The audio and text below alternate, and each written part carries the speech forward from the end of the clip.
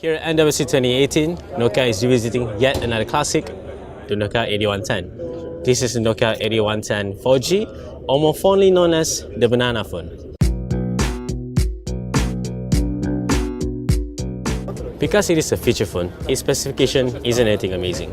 It has a 2.4-inch QVGA display, a Qualcomm 205 processor, as well as 512MB of RAM.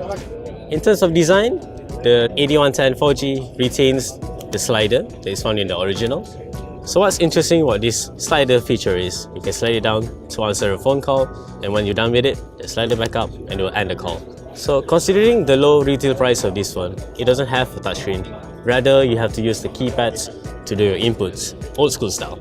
As iconic as this design is, there are a couple of downsides to it. For one, I don't think this is a very comfortable phone to put in your pocket, and on top of that, with the slider pulled down, this is a pretty long phone.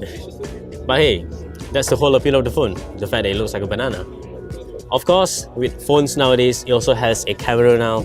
It's nothing amazing, of course, but it should serve you in a pinch if you really need a phone that has a camera. In terms of software, the Nokia 8110 4G runs on Smart Feature OS, which lets it run popular apps such as Facebook, Twitter, Google Maps, and even Google Assistant. The best part is, there will even be an app store for this phone, so there is a chance third-party developers could make apps for this particular phone. The Nokia 8110 4G will be available to consumers sometime in May 2018. There's no denying that HAB Global is playing on nostalgia with this particular device.